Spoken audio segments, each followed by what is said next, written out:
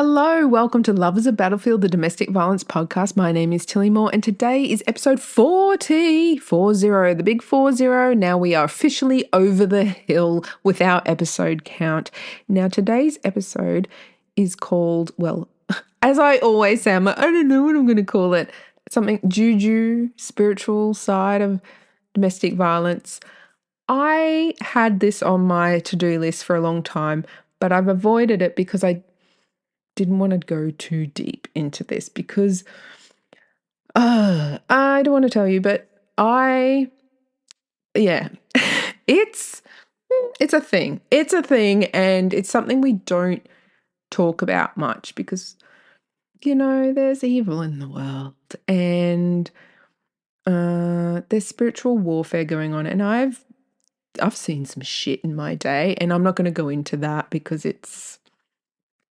if I told you the kind of stuff that I've experienced in life, you would be like, that sounds like schizophrenia. It's not, but there are lots of podcasts out there where people have like supernatural experiences and they see ghosts and demons and whatnot, stuff like that. I've been around some evil people and seen some stuff in my day and things have happened. So I'm not going to go into that. I mean, I know you'd probably like to hear it because it is juicy, but it just doesn't reflect well on me because there's some whack shit out there. Like, it's one of those things we do not speak on. And it's actually a Christian thing to not really speak about it too much because it gives like a little bit of attention to the little ratty demony things, the little baddies.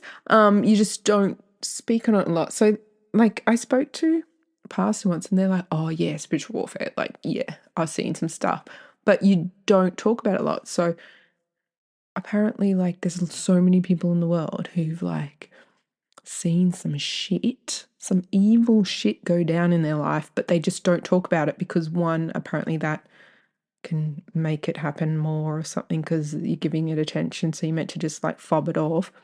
And two, you don't want to tell people because they'll think you're mad because it's not something that in society we typically talk about. But I thought I'm going to touch on it today because it is kind of, it's part of it. Like nearly every DV survivor who's been with a full-blown raging narcissist has described this similar thing that happens. And it's giving juju, it's giving spiritual. It's just like, let's just open the subject. Just a bit of food for thought. I don't think I'll go too deep, but I always say that. And then I just get out the shovel and I just dig and dig and dig and just like TMI time and zero boundaries. So let's get into it. Now, with the internet, if you Google the word spiritual and narcissism or something like that, there is so much documentation out there about the fact that narcissism and all that is a bit juju, weird, evil, bad vibes. It's not just mental health issues. Now, when this is kind of controversial to say, but whatever, caution, wind, throw it. Don't throw the caution to the wind. I don't know where you are, but if you aren't near me, that is a saying that we have where we say, throw caution to the wind. It means, well, does it make sense what it means? It means, whatever, I'm just going to risk things and say this, like I'm going to throw caution to the wind. It's ridiculous when you actually think about some of the sayings we say. But anyway, caution to the wind. I'm just going to put this controversial thing out there. So I was a mental health professional and for years, and became a mental health practitioner in that and everything. And I really liked it. And I was on the very full-on acute psych wards. And I was in a hospital that was in an area where there was a lot of drug issues as well and everything. We also had a psych intensive care unit, and there was a lot of violence in that workplace with the patients and everything. And there were some beautiful stories. Like, we had the most beautiful patients come in and they'd leave. They come in really unwell and leave so much better. So there were absolutely beautiful, touching moments. And it was a really fascinating job. Like, I really, really loved a lot of the patients and took a lot from it. Like it was really a powerful kind of area to work in. But the same old question always rises. It's that old question of, with mental health issues, like where people are hearing voices and seeing people or things that aren't there, how much of it is spiritual, supernatural, demonic, kind of that side of things, and how much of it, like where it's like a third eye, they're tuning into something that other people can't see, and how much of it is medical, kind of like mental health issues where you can subdue it with medication and it's like a genetic kind of mental health thing. And in speaking to psychiatrists and my colleagues and, all my colleagues, like psychiatrists, nurses, everyone, and patients and other people, a lot of, like, it's the jury's still out on that. Like, there are people who work in mental health who are definitively like, it is just a health thing in the brain. The brain is just not good and we just give them these drugs. But it doesn't really explain a lot. Like, if it was a physical thing that you could pick up on a scan and see, that would make more sense. But mental health issues, you can't see. Like, they'll scan the brain.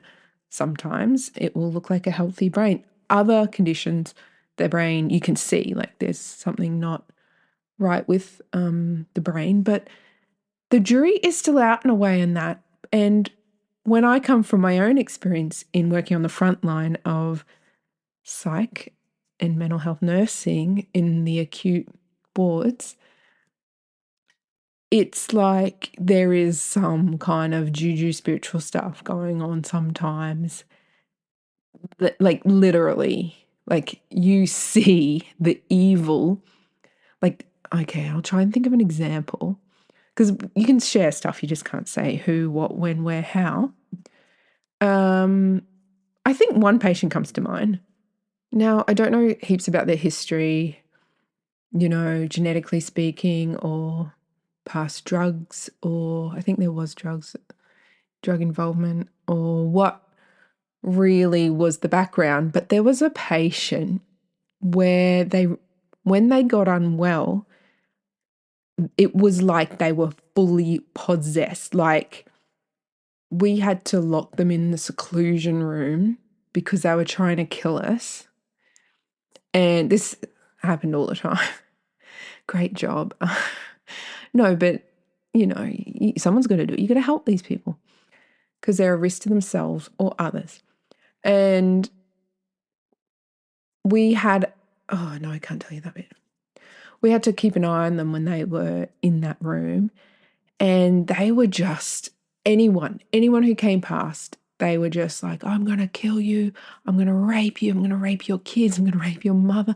I'm going to do this, trying to say like all this bad stuff. And they weren't just like a troll, like trying to say something for a reaction. Like, this person was just not okay.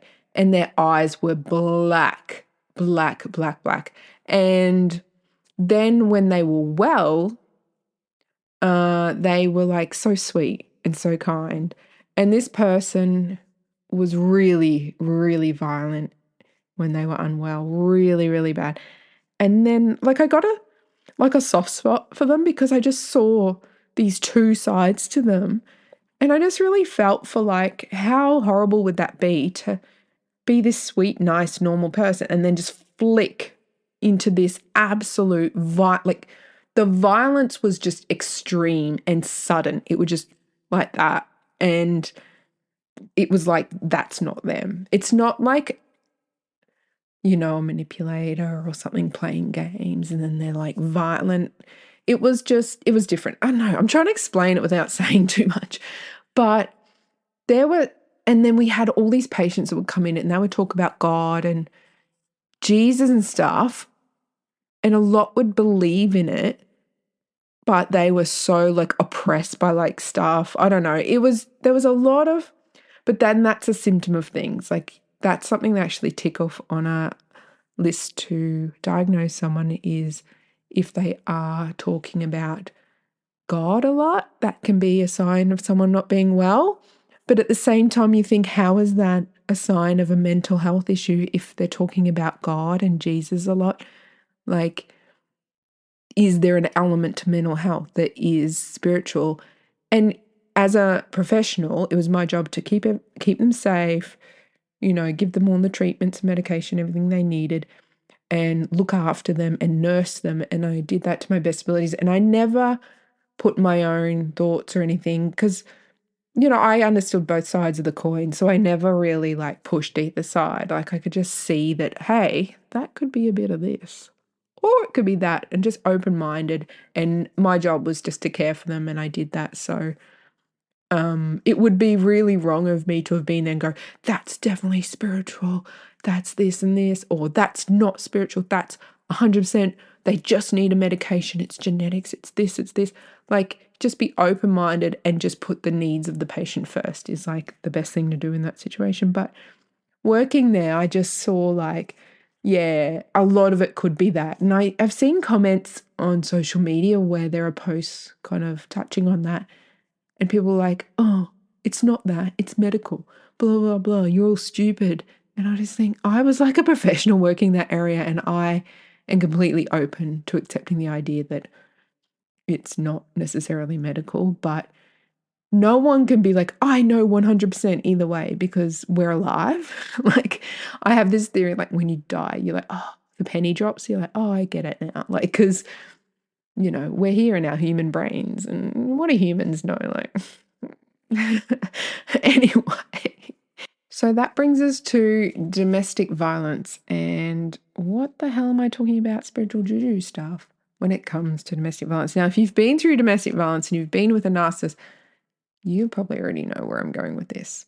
So a lot of survivors in real life that I've met, and also on social media with the comments, have all reported the same thing. Now, I used to be in this group on Facebook. I think it's gone now because I can't find it. I don't know. Maybe it's still there. I don't know. It was years ago, and it was called Narcissism is Spiritual. And I was like, what's that? So I joined it, and it was all these people who'd been, through things, encounters, interactions, lovely, pleasant times with a narcissist. And they were all sharing experiences, just saying, yeah, nah, that I've joined this group because I could tell, that was not cool. That was not good. That was some evil shit, y'all. And yeah, so that was one of the narcissism groups I was in years ago. And there was a whole group, and there were thousands of people in it, I think, just talking about that. And they weren't all necessarily Christian or anything like that. It was just people going, yeah, nah, that was some juju. That was not cool. So a lot of survivors I've met and spoken to, and along with the comments on social media, have all reported this. And I've seen it myself in not just the really bad DV perpetrator, but other people. The black eyes. Have you seen it? Okay, if you're listening to me and you've been in a full-blown relationship with a narcissist who has abused you, I would like to assume, because I love to assume. You know how people go, don't assume. What's that saying they say? When you assume, it makes an ass out of you and me. And I'm like, I love to assume. I'm such an assumer. I don't cling to the assumption as fact, but I love to throw in a little assumption theory. So I would like to assume that if you've gone through that, that you may have witnessed or experienced this.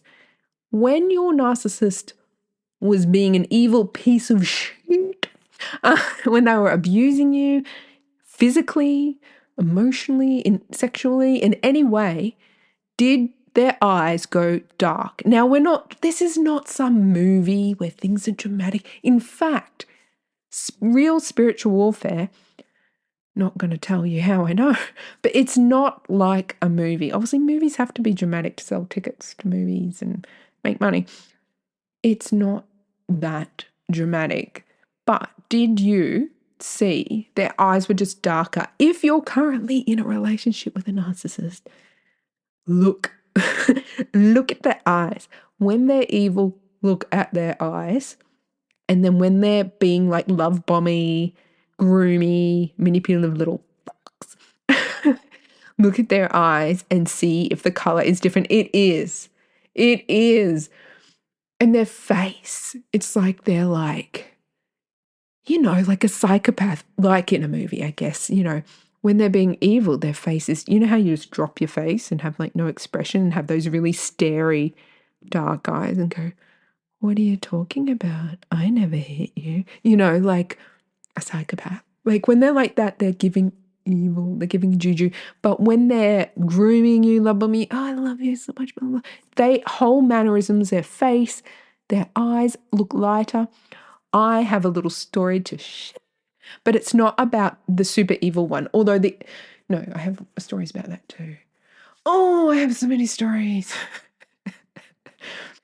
But the main story that comes to mind for me is there was a guy I was dating once. Now, if anyone's in Australia and they've watched Married at First Sight, his personality was Tim.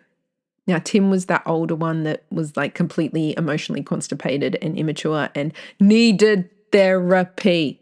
Like, so many men are like that. So this is what this guy was like. He was like, I don't want to have a conversation with you. Oh my gosh, it's so scary. I can't even talk. Like, no, he'd be like, don't ever have conversations with me. Like, what? Like, if you come home from work, like I wasn't living with him, but like he's like, if you finish work and you've got like stories you want to debrief or you want to chat about your day, don't talk to me, talk to your friends. Like, I can't handle it. I can't handle it. And I'm like, you can't handle just talking, like a conversation? Like, I understand you can't handle like major trauma dump or major bad news because you're quite sensitive. But are you saying like you can't even do the, oh, how was your day? Oh, how was your day? He said, no, I don't want to do the how was your day. I don't want to talk. And I'm like, and this dude thinks this is a relationship, yet he has banned conversation? Anyway, so when I was watching Married at First Sight, anyone not in Australia, Married at First Sight, Australia, it's just such a dramatic show. They match people up, do a fake wedding, and the producers intentionally like, it's not script, but it's kind of script. Like they make drama just to get ratings. And then all the people go on social media and go, oh my gosh, this and that. But there was a man in there who was just like this ex of mine that I had years ago. So anyway, this guy had a secret porn addiction that wasn't secret because he eventually, like toward the end, told me. But it was like serious porn addiction. And he was a Christian. So Christians, young men, often have porn addictions and issues with porn because they have been told, don't have sex out of marriage. It's really bad. And so they're trying not to pursue real, alive women for sex. So in trying not to have like healthy, monogamous, long-term relationships with women without marrying them, so trying not to have sex with real women, they then turn to porn and it becomes like a big issue. The devil's like, oh, hello, little Christian boy. Welcome to porn. Let me make this an issue for you and an issue for all relationships going forward. And that is very common with Christian boys. Interesting. Fun fact. So he was older. He wasn't a boy. He was like in his 30s. And yeah, he had this issue. And he was also emotionally, like he needed therapy. Like stuff happened when he was a teenager and he was not verbalizing it. And he just had that fear. Like he was scared of everything. He didn't want conversation scared him. People scared him. Everything scared him. And he had the audacity to date me, who had literally been through so much. I was a single mum. And I had so much strength. Like I had to be strong. Like I was a freaking warrior, mate. And this weak shell of a human was dating me and had the audacity to try and control me and tell me, put me down. And it's like, look, in hindsight, I'm like, I should not have wasted 2 minutes with that person. Like I used to see men who were aggressive as powerful and strong and scary. But since learning more about it and working in mental health, I now see men who are like that as weak, because it's what they are. Like, mental and emotional weakness comes out as aggression and fear response. So men who are like, or they're like, go to the gym. I actually commented somewhere on social media the other day. Somewhere I commented, with every man's gym membership, yearly gym membership, they should get a year of therapy because men who use the gym as a hyperfixation, as a almost addiction kind of level, they're avoiding, like, they need therapy. They're usually kind of like the narcissist kind of thing, which brings us to, another character that was on that Married at First Sight show, Jack. But anyway, I have tangented quite a bit. So this man that man that I was with, he was weird and he needed therapy. And he was like, mid-30s or something. He had only had like a couple of month relationships with women his whole life. I was the longest he's ever had. It was like a year or something, only because I put up with being treated like absolute doormat, because I felt that I was not worthy because I was a single mom and all the things, and he didn't have kids. And oh, what a prize. What a prize. A man that hadn't had marriage or kids, so had no baggage. No. If you meet a man that hasn't had marriage or kids and they're in their mid-30s or 40s or any time after like 30, and you're like, wow, they haven't had marriage or kids, no baggage, what a win. No, there's a reason. Just find the reason. So, and I thought, oh, I'm unworthy because I have baggage. That whole thing that patriarchy and like men taught us, that women were unworthy. Oh, it's giving patriarchy, misogyny, all that bullshit. So anyway, I thought I was onto a winner, but I wasn't. So he just treated women crap. And it's really sad. I've actually, since that relationship ended years and years ago, I've often like thought that, I rooted for him, thinking like, I hope he gets okay. I hope he gets therapy. I hope he realizes he needs it and gets with the times. Like, it's 2024 now. Like, I hope that he's been out there getting therapy and realizing, it's okay to get therapy. Like, you don't have to be all macho. This man was so full of pride. Like, if pride is a demon, he was possessed 24/7. Like, pride was it was just him. Like, if I could wrap him up in a word, it would be pride. Like, and it was so fake. And he had this whole fake persona thing that he would put on. He was nice to men. He hated women. When he spoke, I might have spoken about him before, I don't know, about his sister or his mother or any female that he'd ever met. If he spoke about a female in his life, he would speak with aggression, distaste. He'd put them down. He called his sister a whore. She'd never done any whoring things. Not that there's a problem with that, because men can and make men get, rewarded for it and cheered on. But she hadn't. She was just a person living her life like she wasn't even, like, she'd done nothing wrong, and she hadn't even done like one night stands or anything. And he just called her that. Like, he spoke so poorly of all the women in his life, disrespected all of them. He had a major issue with women. But I believe, my assumption, because I love to assume. Why do I sing when I sound so bad? Anyway, my assumption was, from things he'd said, that bad things were done to him by men as a young teenager. A man, I think, that dated his mum or something. Because, and his mum was a single mum, and he blamed her for being a single. He hated her, and she was a single mum, and his father would root her, leave, come back, make another kid, leave, come back. She was married to him, kept his name, but he would just take off for years or whatever at a time, randomly reappear, probably love bomb and groom and all that. And she'd get pregnant again, then he'd just take off again for years. And then he just left. And then years later, I think he died. And so I think he might have idolized him, and he just everything, like the fact that his father had rejected and abandoned them, and apparently they were very, very poor and didn't have much food when they were younger. He blamed his mother for everything. He took it out on her. He blamed her. He never once, this man was so full of misogyny, he never once thought to even look toward the fact that it was his father's fault that his father walked out on them and left them.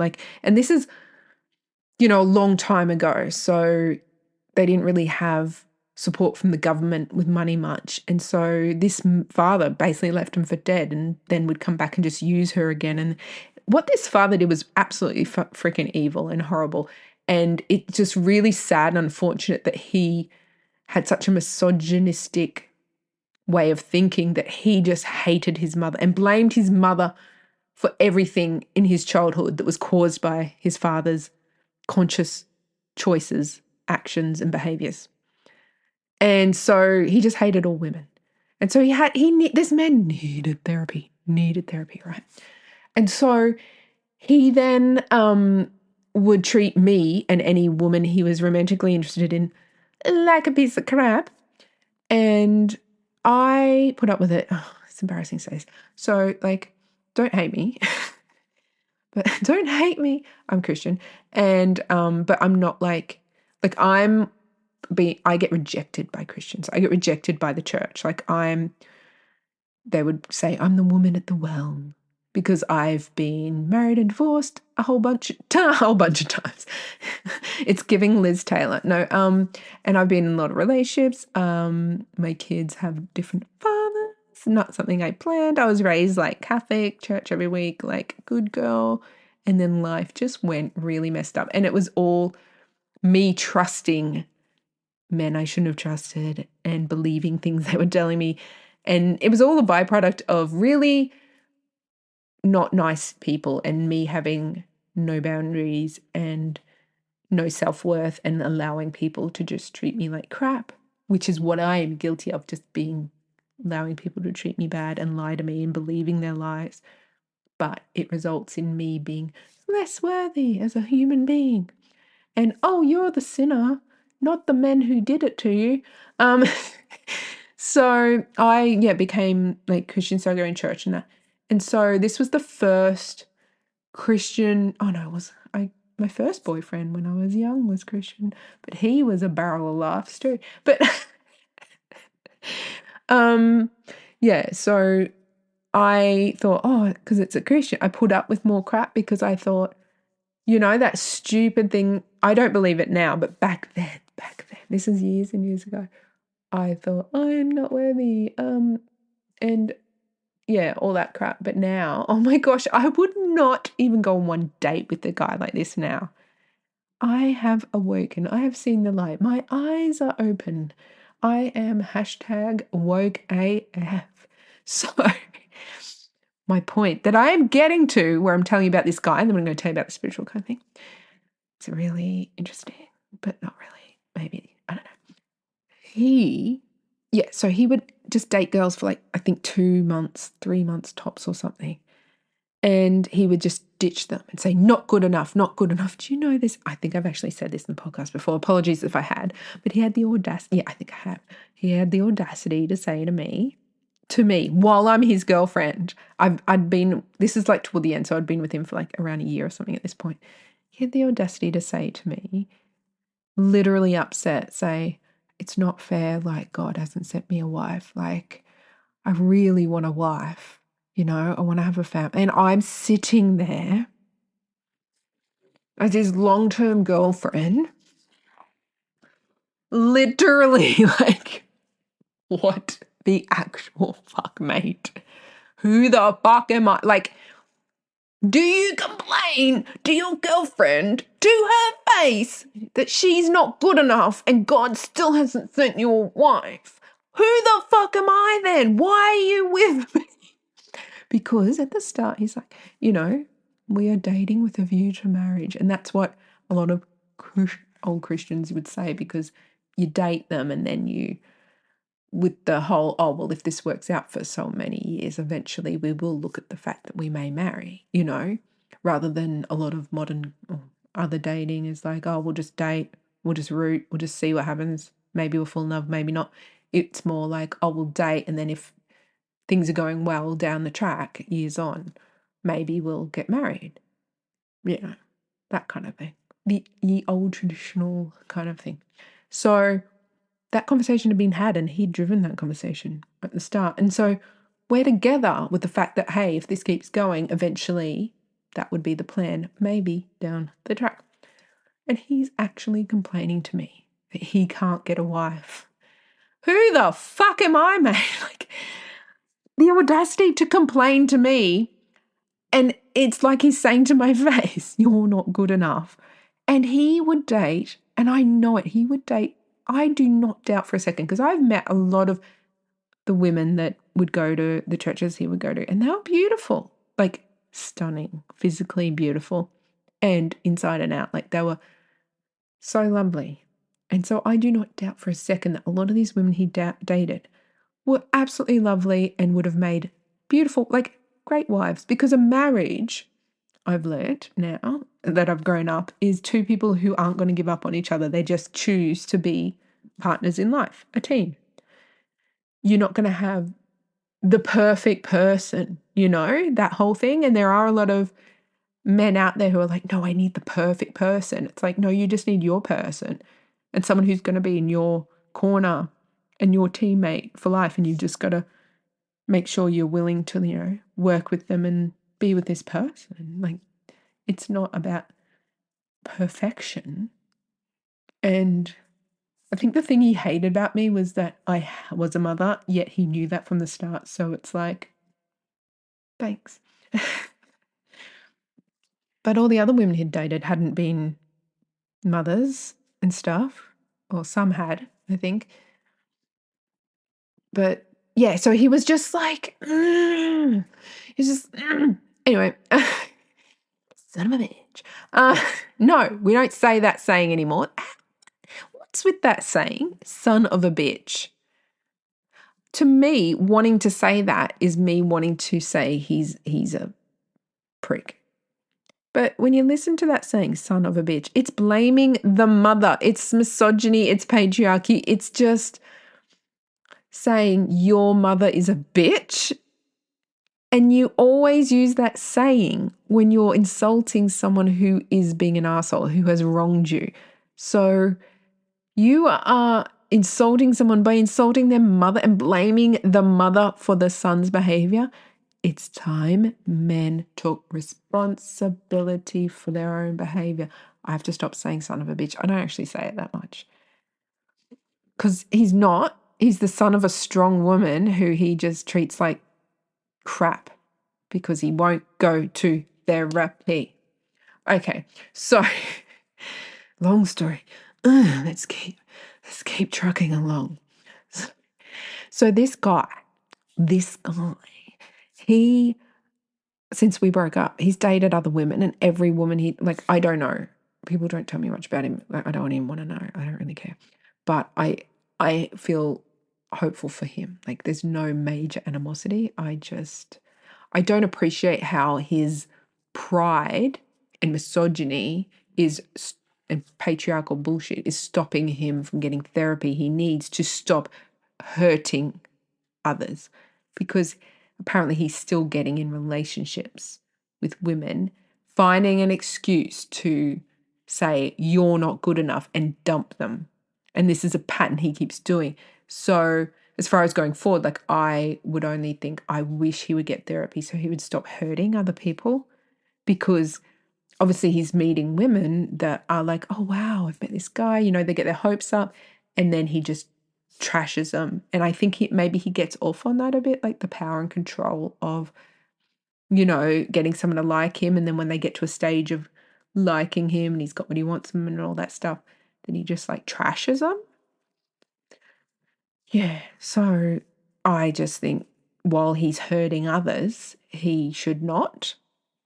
But I don't have any personal like feeling toward him. I'm not like, I hate you or anything. I'm just like, it'd be cool if you weren't hurting people and you would get therapy. But anyway, I don't talk to him anyway. Oh, I saw him the other week. He's so freaking weird.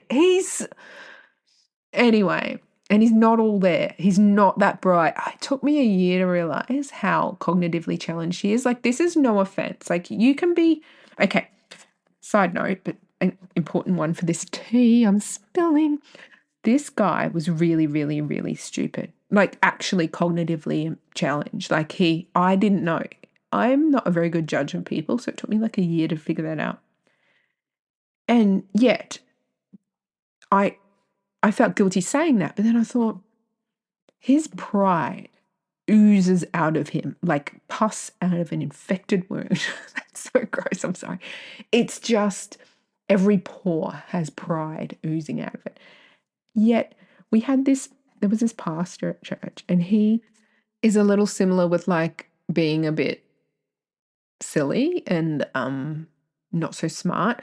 But the difference with the two is the pastor will say something silly and like make a mistake and like say the wrong thing, and he'll go, I'm such an idiot. I stuffed up. Sorry, I'm going to start again. And he'd be so humble about it and like call it out, and then everyone have a laugh and he'll have a laugh, and he'll just be so real, humble and like nice about it. Whereas this guy that I dated had covered up, it's okay to not be smart. Like, I can be so doughy, so like not all there, hey.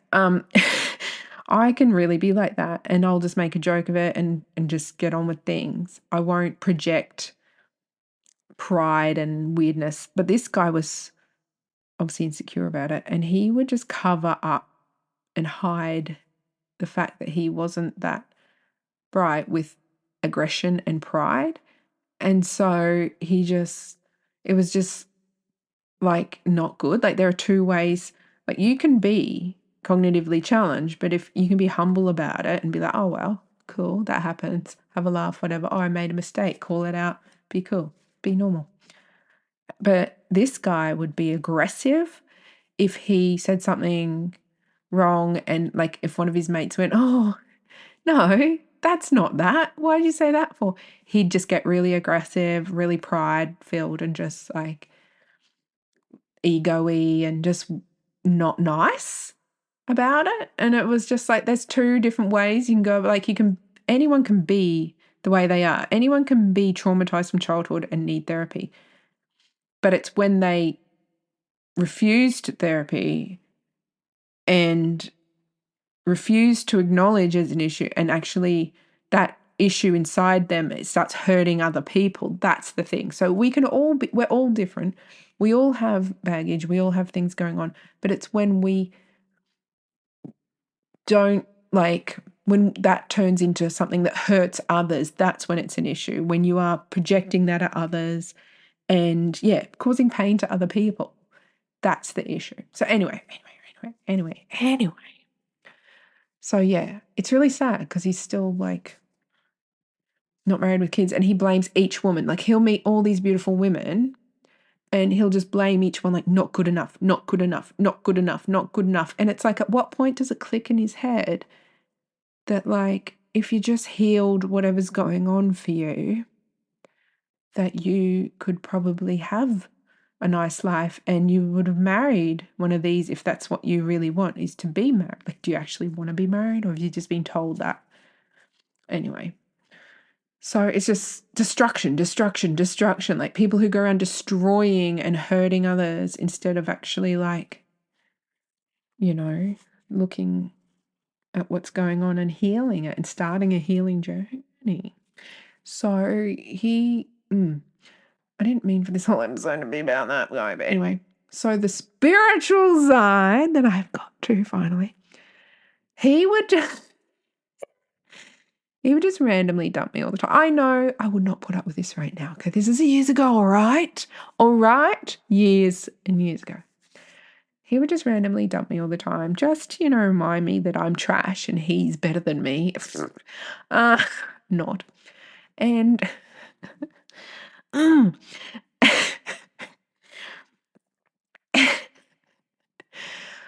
what a piece of shit.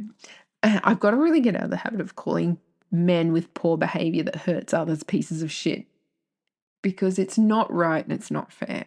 But it's like, please just stop hurting other people. because I need a quick little insult that says, you're a person who hurts people. It's just easy to go, piece of shit. But like, it's really not right and professional and appropriate. But anyway, so this was one of those times when he was doing it again. Good times. I think this is because I had a key to their house. And I think this is the time that I came over and all my things, because you know how like you're dating someone, you have things at the house, whatever, were all packed onto the table in the middle of the room. That's how I found out yet again he decided to dump me. And it was like, what the fuck? Oh my gosh, this guy was such a prick. And he was so mean to my kids. He was horrible to my daughter. Like that is where I actually have a little bit of like detest for him, like a little bit of hate. Like, don't come near my child. Like the way he spoke to her and the things he said to her. I'm not going to go into that, but like that's where I say piece of shit. When behavior is that bad and it's that obvious and you are hurting children, you are officially a piece of human excrement. So this is one of those times when he's doing that again. And he had, we'd known about he'd finally half told me about the porn addiction. And he'd gone and talked to like a pastor about the porn addiction. And after he talked to the pastor and they like had a little prayer sometime, he seemed like nicer for a bit, but then he'd go like not nice again. So anyway, on this day, okay, this is really weird. Okay. I don't want to freak you out with the whole like Christian thing because I am not Westboro Baptist Church. I am not judging. The one shame I have in saying I'm a Christian is that I have been judged by Christians. Christians can be so freaking judgy, and that's the one thing I hate about Christians is that, hey, it's not on you. Sorry, this is a tangent, but it's a tangent I have to go to before I start going to the spiritual warfare kind of side of this like little mini story. It's like 500 years old, years long. That's one thing I don't like about Christians. They're so judgy. It's like, guys, God is the judge. Like, you're just a dude. Like, you're just a person. You're just a woman, man. Like, you're a human. You're not God. God gives us free will. So, and all Jesus' instructions were before he chuffed off home, back in the clouds to heaven, all he said was, love one another as I have loved you. Did he stutter? No. That was your literal instructions. He didn't say, judge people. Paul, which is this dude who killed Christians, and his name wasn't Paul when he did that, it was Saul, but that's another story. And God randomly made him blind and then randomly made him unblind. Long story. He then came along saying, don't be gay. Well, actually, apparently in 1946, it wasn't don't be gay. It was like don't have sex with little boys, but they changed the words to don't be gay, apparently. So apparently the Bible never actually said don't be homosexual. Yet Christians use it to like hate gay people. Like, oh, don't even start me. Like, don't even start me. I voted yes. So many people in my church voted no. Oh my gosh, that guy I dated, the guy I'm talking about, you're going to be like, oh my gosh, you dated this guy. Okay, so long ago. And this was like one of the many reasons we did not work out. He wrote a letter to a politician. Okay, anyone not in Australia, we had a vote years ago about gay marriage, like deciding if we could have gay marriage in our country or not. So many people in my church voted no. They're not my friends, but some people I knew did, and I just could not perceive how you, as a human, believe you're better than someone who is gay and saying, you're evil, that's wrong, I don't want that. Like, that's not your decision to... Don't even start me. Don't even start me. Do not start me. So me and my non-judgy Christian friends and my LGBTQI Christian friends, yeah, they exist, voted yes. No, we didn't vote yes. We voted yes. Yes, Claire. Love it. But this guy this is why we're not together. This and other reasons. He wrote a letter to, like, he didn't like to talk. He didn't like to talk, but randomly he just hands me, I don't know if it's a computer or a phone or something. He said, could you just check that for spelling and grammar? And it was a letter to a politician asking them to not allow gay people to marry. What the? And he was passionate. This guy was so homophobic, so misogynistic, so homophobic. I reckon he's closet. He's closet, but deep closet. Like he's gone in the closet and he's dug a deep pit and he's in the bottom of the pit scared going, ah. Because once he said, oh, I said, like we talked about this because I'm like, what the actual fuck, mate? Like, this is tea. I'm just like tangenting, but I know you're with me on this. Like, you're like, let's just roll. Like, let's just let this train, let's just keep going with this. This is hot tea about this human excrement. We talked about it. And he said, I said, you know, they're born gay. Like, you know how hard, especially in my generation,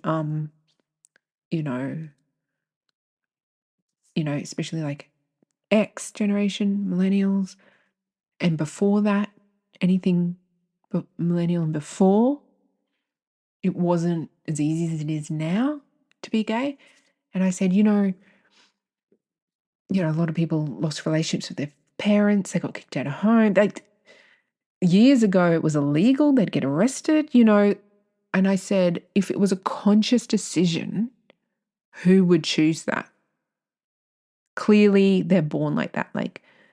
And he's like, no, it's evil. It's bad. And I said, but their mannerisms and their voice, like some of them, like what do you think a guy's like, oh my gosh, like Gary, I was just down the shops, like talking like that, that fabulous voice, like, because it's so amazing. And he said, no, they just put it on. It's fake. They put it on. And I'm like, what the fuck? And he goes, get this. Oh, you'll hear a siren. There's a siren coming past, whatever. Slay. Budget podcast. Slay. He said, oh my gosh, the siren's so loud. I'm not going to stop and edit. Let's just listen to it. Okay, stop. Slay. He said, no, I will show you it. Anyone can do it. And then he did it. He went, like, he emulated the male kind of Twinkie, like gay voice. And he did it so well. And he said, see, anyone can do it. They just fake it. And he was so homophobic and misogynistic. This guy's... Anyway, he wrote a letter to a politician begging them not to let gay people marry. He said it will destroy society. Imagine thinking like that. How sad. Anyway, so that's why when I go to say, oh, I'm Christian, because like Jesus is cool. Like the historical figure, the man, the literal human man that existed historically, even if you're atheist, like historically this man existed and did like miracles and stuff.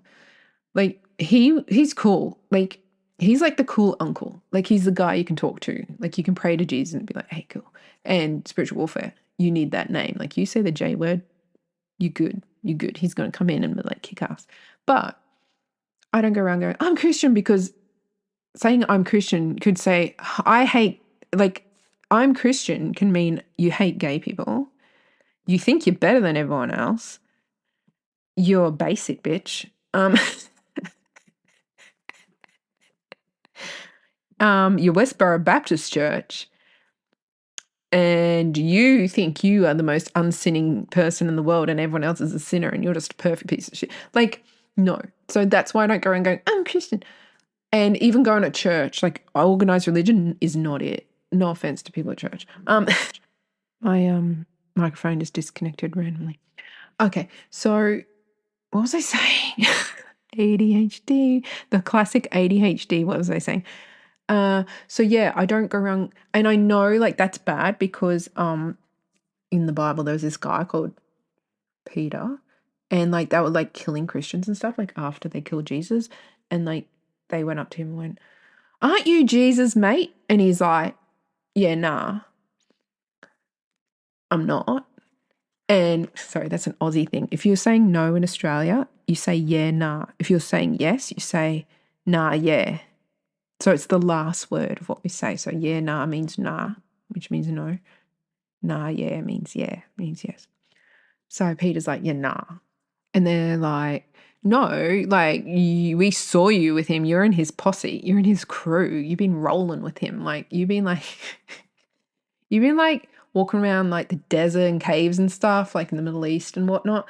And you've been like with him. We saw you. And he's like, mate, I don't even know him. I never met the guy. Yet Peter was one of his guys. He was one of his posses. You know, they call them disciples or whatever. He was in his crews, like one of his besties. Yet he denied that he knew him because he was going to get murdered if he said, like, yeah, I know him. They would have just killed him. So he's like, I don't want to get killed. I'm just going to say I don't know him. And then that's like this big thing in the Bible where they're like, you shouldn't deny like your faith and like loving Jesus and stuff. Like, which doesn't, I get it because like if everyone who's Christian like hid the fact they're a Christian, no one would know about Jesus. They couldn't make their own informed decision if they wanted to like Jesus or not like Jesus, whatever. Anyway, so we're not meant to like deny it and stuff. So it's really hard. Like I don't want to just go and say to someone, I'm a Christian. And they're instantly, you know, in their head, they're thinking, oh, so you hate like all these different people. Like if I was that kind of Christian, I'd hate myself because I'm like what would be considered an outcast of them. So there you go. So anyway, we get back to the spiritual warfare side of things. So this guy, so I'd noticed he'd been like nicer after he talked to a pastor, right? And so I was like, okay, I'm going to go. I'm going to get my stuff. I'm going to go like, bye. But before I go, because I had this thought that like, because this guy's like, he used, I'm a Christian man.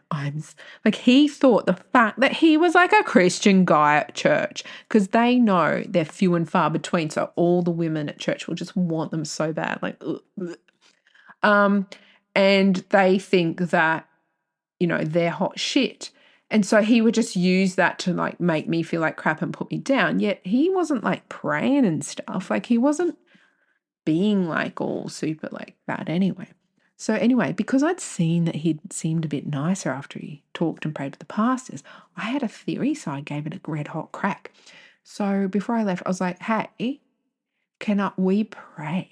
Can we just pray before I go? Right? Don't lose me here. Don't be like, oh my God, you're praying. I'm like, turn this off, like, Christian. Anyway, so he said yes, because you can't say no. I know that. Like, the Christians aren't allowed to say no. They can't go, no, they want to. Although he would. And he probably had a few times. Anyway, he said, yeah, okay. He probably went, make it quick. He probably said, make it quick or something. I don't know. But anyway, so just did a quick like prayer, like about something or whatever.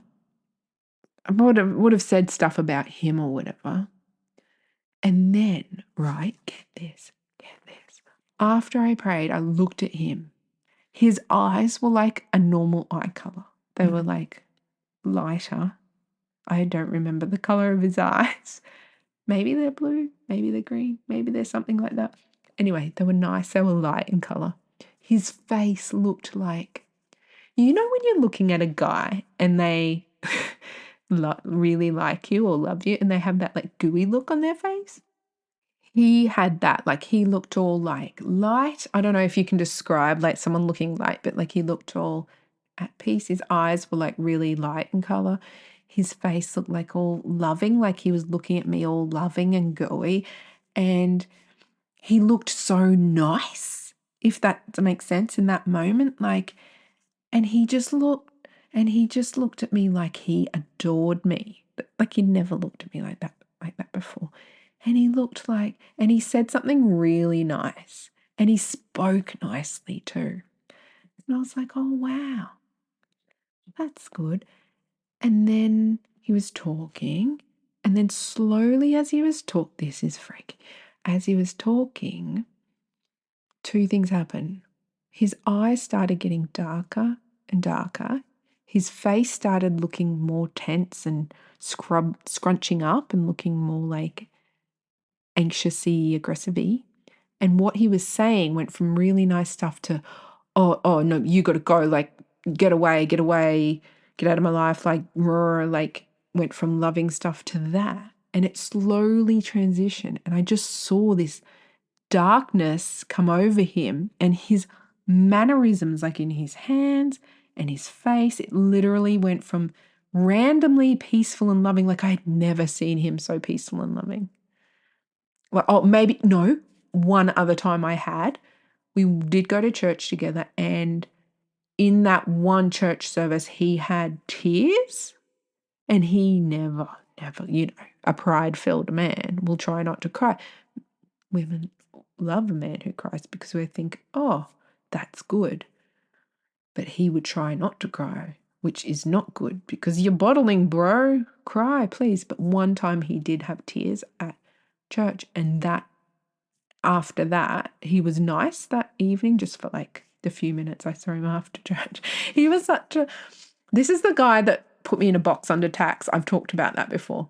And he would never see me. And he counted sitting next to me at church. He would turn up late and he'd leave early. And he counted that as like a date.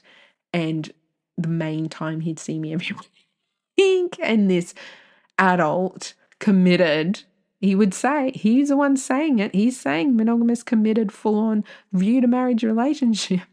Yeah. So he's saying, oh, I want marriage and stuff, but I don't want to go near you. Get therapy. Anyway, so that's the other time I'd seen him nice. So he just looked all light and nice and loving. Like his face, the way he looked at me was so loving.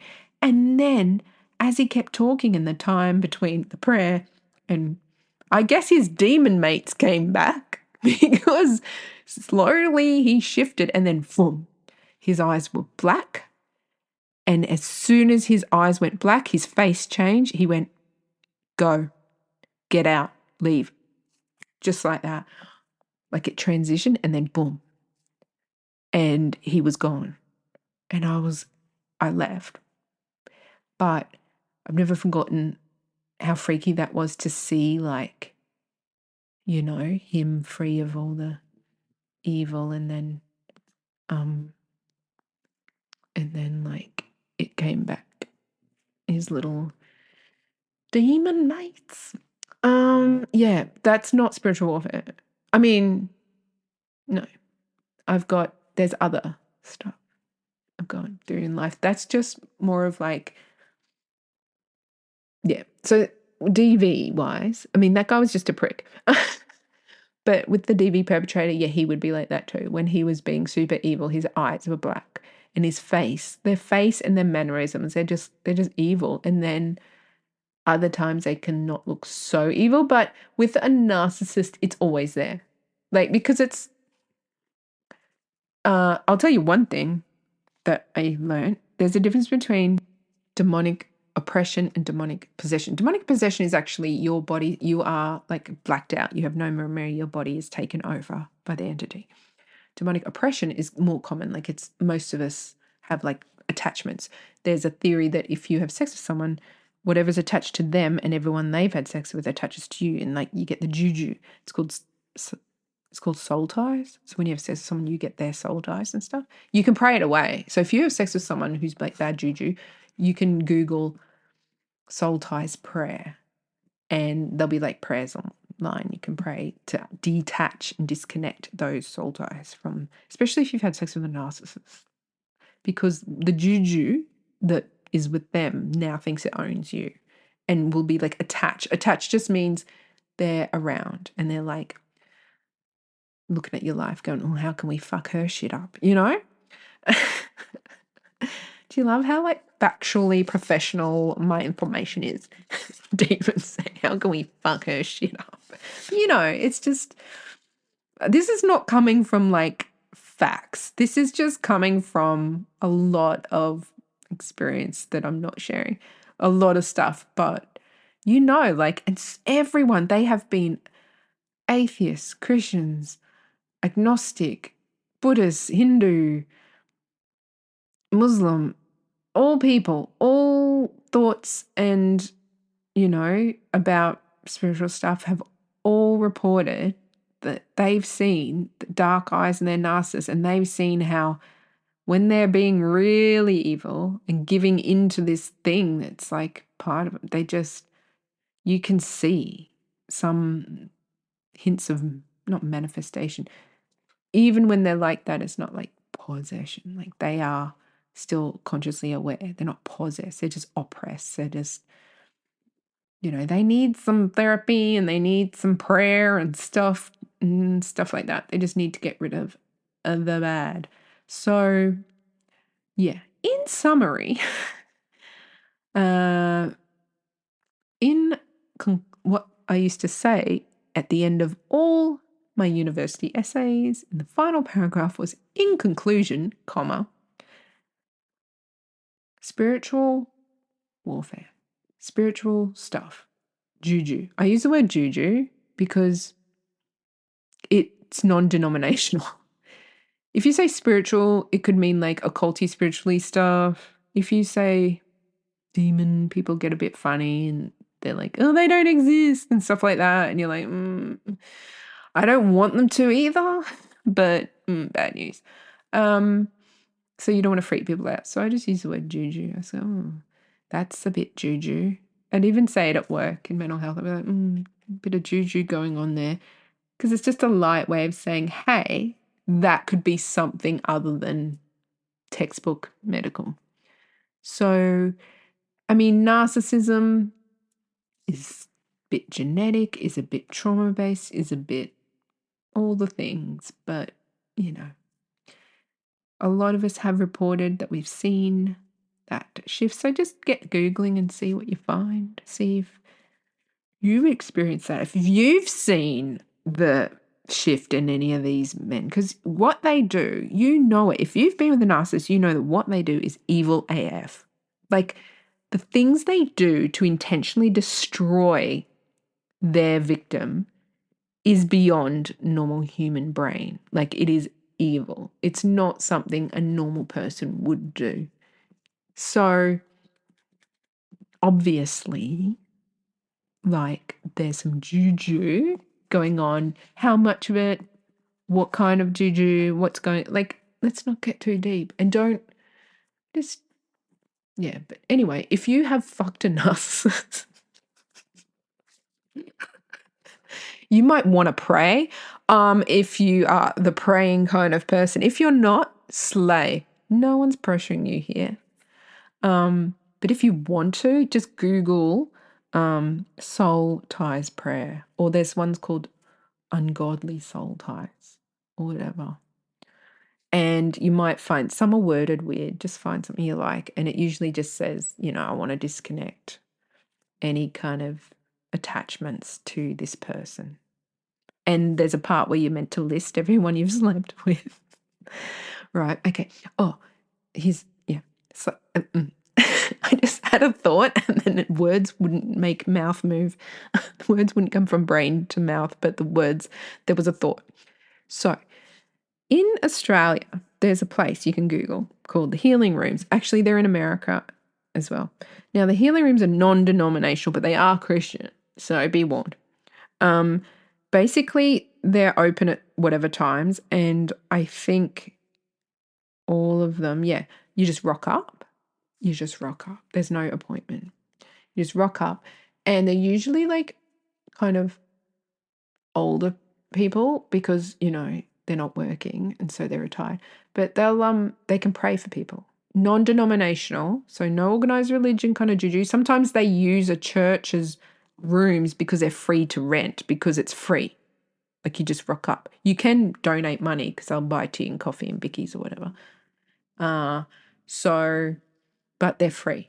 So you can Google Healing Rooms and you can just rock up. You can call beforehand if you want. You can just rock up, and basically they can pray for people who are physically sick, or for people who've gone through, like if you've gone through a breakup and you've got like trauma bond. I've rocked up to one with full raging trauma bond and in trying to leave the person. and feeling like, you know, that feeling when you're like, oh, like you've got trauma bond, but you're not with them. I don't know. If you haven't had trauma bond, like you can be with a narcissist, like you can go through a full raging narcissist relationship and never experience trauma bond and have no idea what I'm talking about and think I'm a loony for like saying I felt like addicted to the person or really wanting to be with the person. If you haven't had trauma bond, you can't explain it. Like it's so fucked up. I've been in abusive relationships without trauma bond, like not nice relationships with narcissists and not had trauma bond. But I've had trauma bond one time and I'm glad I have because it makes me have empathy for other people and help them and help understand where they're coming from when they've had it. So I rocked up to one fully like grieving for this person that I had left because they were abusive. This is the bad guy that went to prison. And they like just put their hand on your shoulder and like pray for you. And I walked out feeling so light and amazing. Like I went in there crying, couldn't like think, just heavy, just feeling so fucked up. And I walked out feeling like so light and good. So it's healing rooms isn't for the sick. You don't have to rock up like in a wheelchair with like cancer or something, but they're good for that too. Like you want, like if you're sick, you want all the prayer. Like you want to throw medicine, prayer, everything at it. Like, you know, you want to get rid of it. You want to like try your best. So like it's for everything. You can just go in there not having anything going on in your life. No major trauma, nothing. Like you might have dated a narcissist and that's why you've listened to this. And you might just think, hey, I might just rock up and see what it's about. You can, because I went there like asking a question about something. I just went in to see them to ask the question. And they're like, hey, while you're here, we'll pray. And I'm like, no, I'm not sick. And they're like, no, we're not like here. We're not healing rooms for sick people. Like anyone can walk in and we'll just pray for them. And I'm like, oh, okay, cool. So you can just rock up. Anyway, I'm not telling you to go there. But the reason I'm mentioning, I mean, you can, you're welcome. Just Google it. You'll find them. The reason I'm mentioning it is I forget. I actually forget.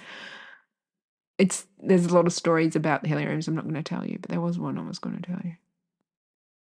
I forget. Fuck. I don't know. I think it was, oh yeah, that's right. I'm back. So they have these prayers in these folders, like all different prayers, like generational curses. Generational curses is where like JUJU can be passed down through generation to generation. So you might find all the women in your family for generations have had something go on, or the men, or there's just something not going good, like relationship wise or other kind of wise in your life, or a health thing, or finances, or mostly it's like relationship stuff, and or anything. And you just pray and to disconnect any kind of bad juju on your ancestors that can filter down or something like that. Anyway, so they have all these different prayers in this folder. So the ungodly soul knows prayer. Like these are like a lot of them are like older. So, if you want to go to the healing rooms, don't be scared about, I'm not even Christian. Like, why would I go? Or, I'm going to go in there and they're going to be like, oh, you're so bad because they're perfect. Like, don't worry, I've gone in there. So they've heard everything. They have heard everything. There's stuff you guys don't even know that's so bad. But there's a part of that prayer where you like say the name or names the people you've slept with or done sexual things with in your life if you want to disconnect all the juju, right? And they say, and just say the name of the man you've slept with. And I said, I've had a few relationships. I'm not gonna. Do you want a list? And they're like, okay, so how about you just say all the people instead of listing names? So in that part of it, I just said, all the people I was like, I was not that there's anything wrong with it. I wasn't like promiscuous, but I did have a lot of long-term relationships. One may say serial monogamous. I was a Disney princess who was told that you grow up, you'll drop your glass slipper and a prince will marry you. And that didn't happen. I kept trying to find princes. And in my search, found a lot of douchebags. So anyway, if you want to go to one of those places, go. But don't worry. They've heard it all from me. There's nothing you can shock them with. They're lovely. They're so lovely too. And I love that they're non-denominational because they don't try and push anything on you. They just want people to like not have bad juju going on. They want to like make things good. Anyway, those places exist. So, what else?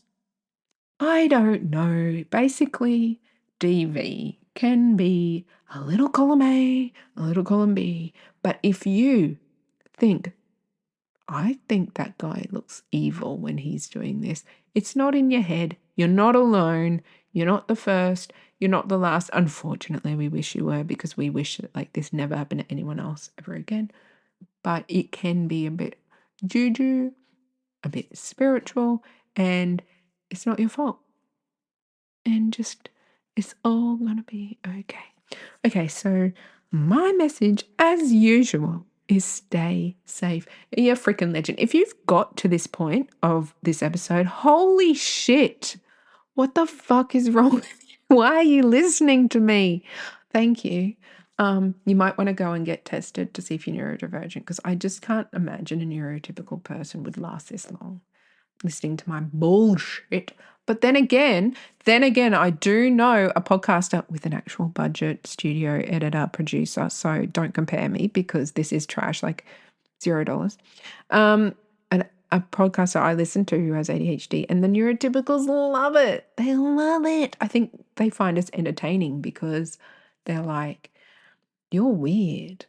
And you say shit that I think, but I never have the guts to say. That's probably the main difference between like neurotypicals and neurodivergent is we don't have much of a filter. We say what we're thinking because we just don't understand this whole be secretive, tell lies, be fake thing. It's like, why bother? Why be fake? It makes no sense, like no logic to us. Anyway. That's a tangent I'm not willing to get on because I've been talking for so long. So, email me your thoughts on this. Oh my goodness, could you email me your thoughts on this episode because it's a lot more I could share, but I'm not going to because that would be like not even DV related. It would be like just juju weird shit. Oh, I'm not involved in juju weird shit. I avoid the juju weird shit. But yeah, I've seen some shit around some evil men. Oh, have you seen like what you would call a ghost? And did you see it when you were laying in the bed next to some man who was evil? Let me know. Just wondering. Probably haven't. Anyway, I used to do night duty in this very, very, very old hospital.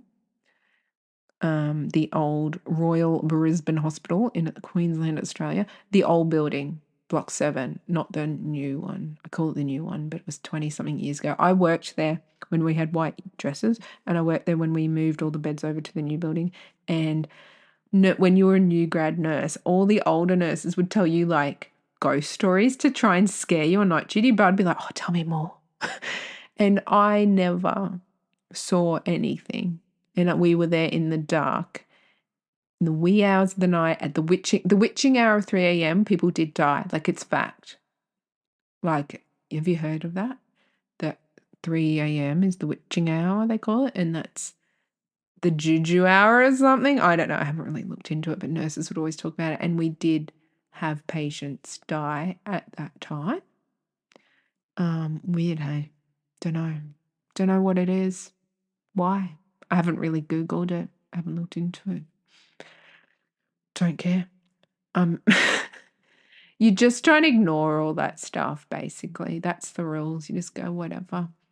You only deal with it when it's pissing you off and some evil man with black eyes is giving you attitude. That's when you kind of go, hey, piss off with the juju shit, mate. Anyway, I think this might be the end. Email me LIABFPODCAST LIABFpodcast@gmail.com. If you need to know what that actually is written on the screen, if you go into like the Spotify or wherever where it has like the details of that episode, it's written in there. Email me, tell me what you think. Share your stories. Oh my gosh, I really want you to, can you please email me your stories? Email me like about your life. Email me about your narcissist. Tell me, like it doesn't have to be related to spiritual stuff, but like that would be majorly cool because I'm like fascinated. But any story about your narcissist, like anything, just tell me one thing your narcissist did. Tell me anything. Like, is there anything that you want to get off your chest, like, or spill like about your narcissist to me? I won't tell anyone your name. I won't tell anyone your email address. I'll keep you private. But like, share. I've shared. I'm an oversharer. You just all take. Give it to me. Hey, so originally at this point, I said, bye, I'm going, and ended the episode and exported it and everything. But then I was thinking of this other story I could tell you. And you know what? I thought, let's put it right at the end here. So like no one's really going to listen. And the only people who get to the end of the episode are the people who like actually listen and give a shit. You know, people who are judging think she's such a fucking nut job, that ADHD weirdo. Like, I'm not even going to listen to much of what she says. So, like, if you've made it to the end, this is a full-on freaking story, mate. You want to hear it? Maybe I should make it a separate episode. No, I'm just going to chuck it on the end. Whatevs. It's full-on, like, spiritual overshit, like juju. Oh, shit. Okay, here we go. Going to be quick. If you have to go away, just come back. Like, I do that with, I listen to like 5 minutes of a podcast, leave it in my Spotify, whatever, come back. All right, so here we go. After I split with the bad one, the one that went to like prison, whatever, I went to the healing rooms. Just thinking, look, that guy's gone. He was freaking evil. Like, he was not cool. Now that he's gone for good, I'm going to go just like get some prayer just to like cleanse away any juju and start fresh again. Like, yeah, vibes. So I went to healing rooms and had this like special kind of like prayer. And there's this guy. Okay, this isn't me, so don't judge me. This guy just said this thing and take it with a grain of salt because like you have to, because we're alive, we're human, we don't really know. You know, when you can't know for sure like what's going on in that whole realmy thing or whatever. But this is what this guy has like a gift or whatever. Like, okay, I don't want to turn you off going there, but there's not many. Most of the healing rooms are just people who like are nice and they'll just pray for you, right? This guy's nice, but he said, oh, he could see things. Oh, Hoon, did you hear that? The car go past? Bogan.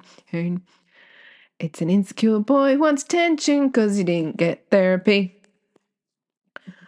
To get attention, I used to just have like pink things. Like I used to have a pink car. I used to have a pink scooter.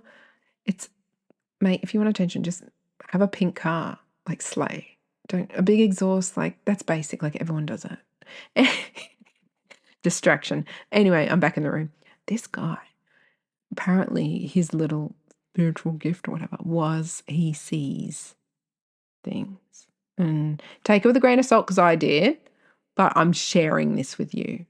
This is not to turn you off because you will not ever hear this. If you go into healing rooms, they are not going to be like this with you. So don't think that this dude is going to be like, there's so many healing rooms and he was just in one and he only did like more of the intense kind of, oh, this person's been around some juju lately kind of stuff. Like don't worry, you're probably going to get like, they'll ask permission before they put your hand on your shoulder and just give you a nice little prayer. Like, don't think this is what happens in healing rooms when you go in there.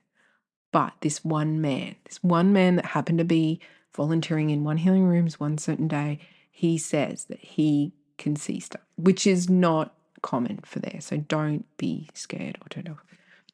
And he only said this thing once, like he didn't make a big song and dance about it, which is a big thing they have. Like they say, it's not the movies, it's not Hollywood. So when they're praying for bad juju to not be there, it's not like Hollywood. It's not like there's people that even on like TikTok who go around and like say, tell me your name. And they're like, I am the name or something.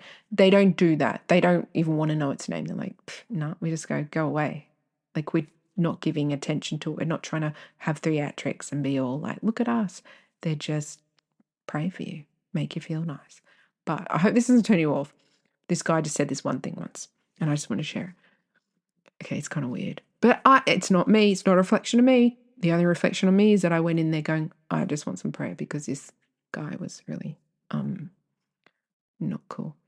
So we went in there and he said, oh, can I tell you something? Like, it's kind of weird. And I don't have to tell you if you don't want. And I'm like, weird? That's my middle name. No, tell me. And he said, sorry, like this is freaky and it's not common, but I can see things sometimes. And I'm like, uh-huh. And he said, before you came in the room and he'd met me or whatever, because you just go sit in a room with them and pray. Don't worry, there's like women and men. Like, it's usually women go with women, men go with men. But if there are men, there'll be women with them. Like, it's not weird. It's nothing. Like, it's actually so freaking fire. Like, I like it. Like, I haven't gone since this time, actually, which was years ago. But I just think it's so cool. There's a place you can go if you're feeling like real stressed or real like effed up or like something isn't cool. You can just go and these strangers will just like pray for you. And there's no denomination. So it's not like a religion. So there's no obligation to be religious or anything like, they're not, it's not related to like an actual religion. So like you don't have to feel that weirdness or like you have to be part of a religion or anything. Like it's really good. Anyway, so he said, oh, can I tell you something that might sound weird? And he said, so I see things and, that's not common, but sometimes I do. And because he was like, he did help with like spiritual warfare kind of situations at times, but he didn't talk about it much. They don't gloat about it. They're not like on social media like, oh, I do this, like, because it's not like a thing. Like they don't want it to be a thing. Anyway, so, and the fact that, sorry, I got to go back. The fact that they're not related to a denomination means they're not going to be all culty. If there was a place like this that was like part of a denomination, I would be side-eyeing and like really investigating it, like making sure it was safe, because that's where you can get culty vibes when a specific religious organization is delving into like spiritual warfare stuff. Like why? What are you doing? But like when it's like non-denominational, just like people who just want to pray for people and make people feel better, that's where I feel safe, because there's no power and control. There's no culty McCultness. So sorry, had to say that. I'm just really aware of even talking about this is so controversial today. Like it's so bad. It's like people cringe when they hear about like Christians and stuff. So anyway, he said, I see stuff. And I was like, okay. What? I've had a life. Like, what have you, like, yeah, don't tell me. You just see like this trail of fucking demons behind me. Like seriously, I've had like all the abuse I caught from this evil man who went to prison. I was just like, what? Just tell me, like, what? Like, is it like 600,000 demons? Like, what have you seen? Like, I would not be surprised at this point after literally being held hostage and the literal evil shit I saw this man do and say. And ugh. So he just said, before you came in the room, there's this room, like it was a room next to this main hall. And he said he saw these beings. I think he said they were like demons, whatever. But they like look like people because, I don't know if you've heard, people don't like hearing, demons can emulate like people or emulate loved ones that have died or emulate like, and they can't. This is what I've been told by the healing rooms people. Don't, or like people books I've read and stuff. Don't quote me. Don't judge me. They can hear what you say out loud and what you've always said out loud. Like they know what has ever been said out loud. But if you pray in your head to God, like they can't hear that. They only know what you've said. And that's why like fortune tellers, this is the theory that they have, is that, well, they know they can say things that have happened in your life or a conversation you had in private because it's said out loud. Like they know the evil side of things, knows anything that's been said out loud ever. Like, and they can talk to your juju or so. I don't know. Like, I don't want to go too far into it because you'll just think I'm nuts and I have nothing to do with it. Like, it's nothing to do with me. Like, somebody said it. But anyway, so they can just look like dead people, but they can actually be like not nice. So he probably, I think what he described, what I probably remember him saying was that they were like demons, but they just look like people. Like they don't always look like a monster. They just look like that classic kind of ghost thing or something. But I don't know if he went into detail what they look like, but he said they were all sitting in that room, and the thought that came to his head from when they talk to him, they don't just speak like a verbal speak. They just, like he said, the thought that was coming to him was, she is his, she is ours, she is ours, she belongs to him. As in, I nearly said the name of the man. I nearly said the name of my perpetrator. She belongs to X, the name of my perpetrator. She is ours, she is ours. That's what he was coming to him when he saw. And when he saw it, he just would have seen a flash. Like, it's not like, I think. I don't know. He didn't go into detail. But anyway, that's what he said he saw. And that they were like,